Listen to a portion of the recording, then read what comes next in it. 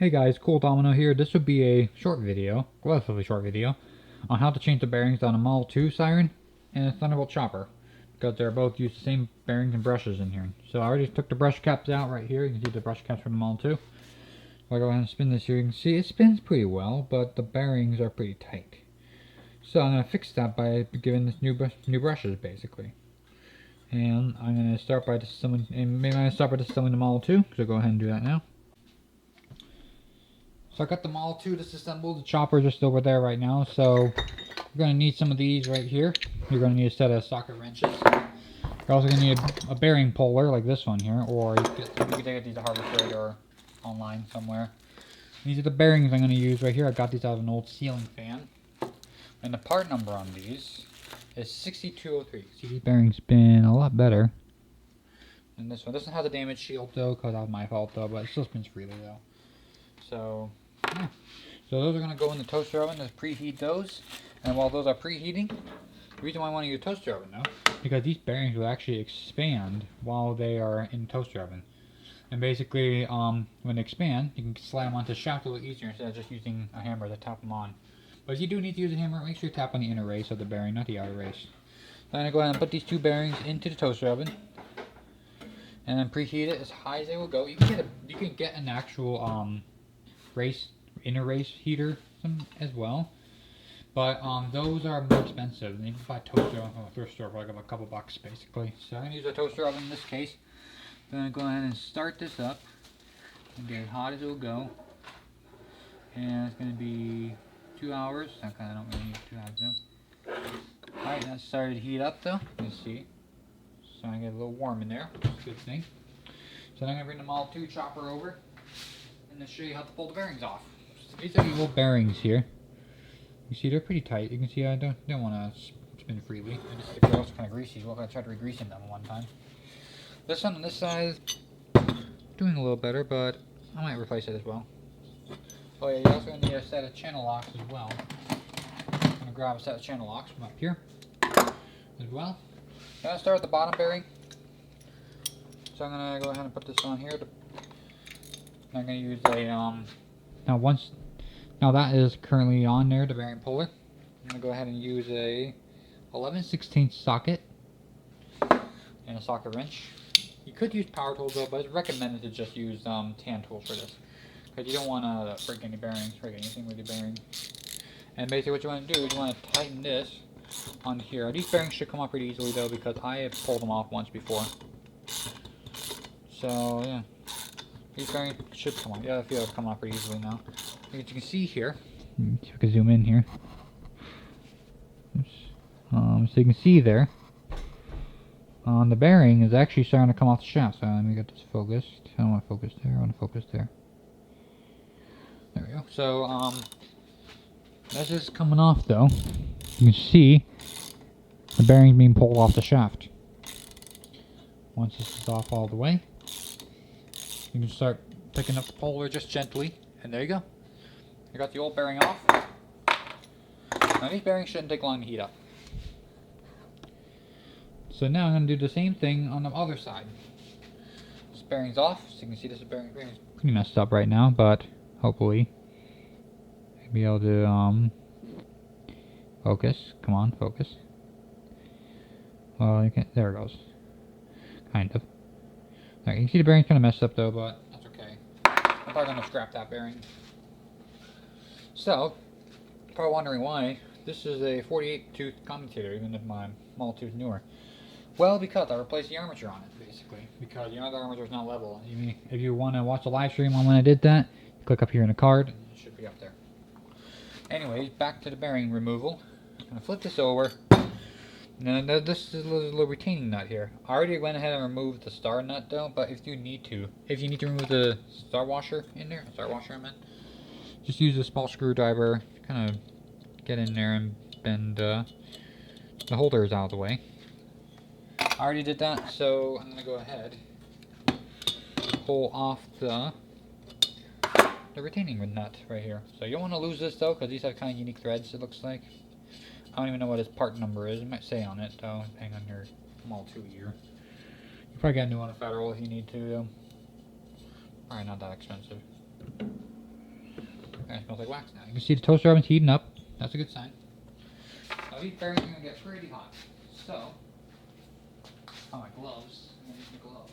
So I'm going to do the same thing, but this time you want to pull it on the bracket here. The bracket is strong enough to hold up against the pressure of pulling off the bearing, because you can't really get in there with the puller. You can try, but you can't really get in there.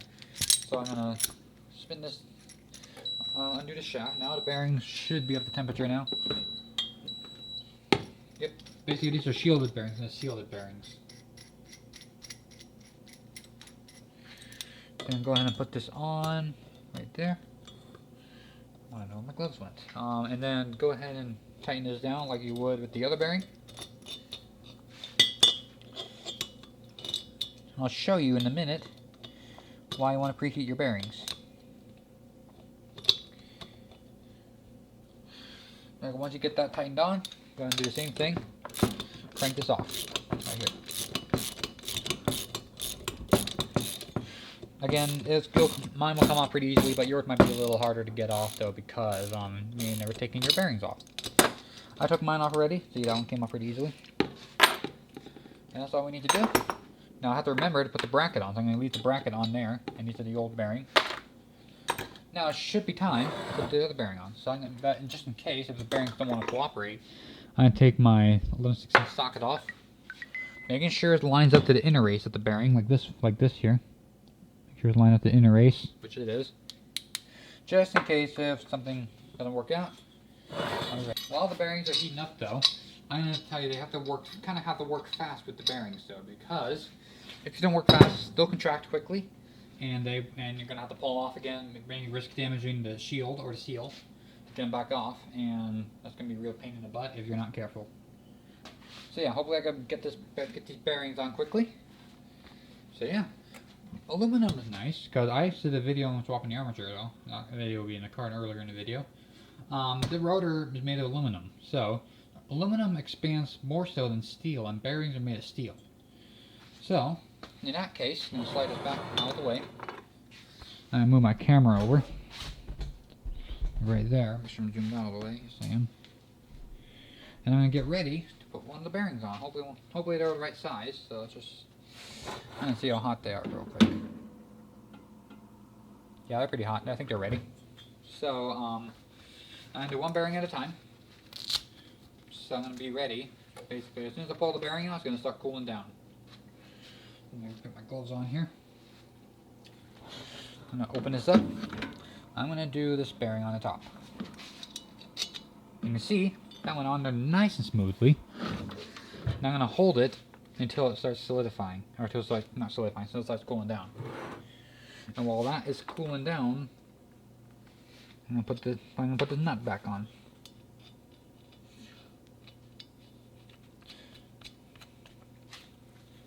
Make sure that's on. Thread the nut back on. You can see that bearing spins a lot better now, because one, it's hot right now, but yeah. That's how you install a bearing on the Model 2. You're going to do the same thing on the other side, minus putting the nut back on. The nut may also help you put the bearing on. And I want to give a nice, just make sure it's nice and snug with the channel locks. The other bearing should be easier, so I'm going to reposition the camera once I get that bearing ready. So now the bearing's on.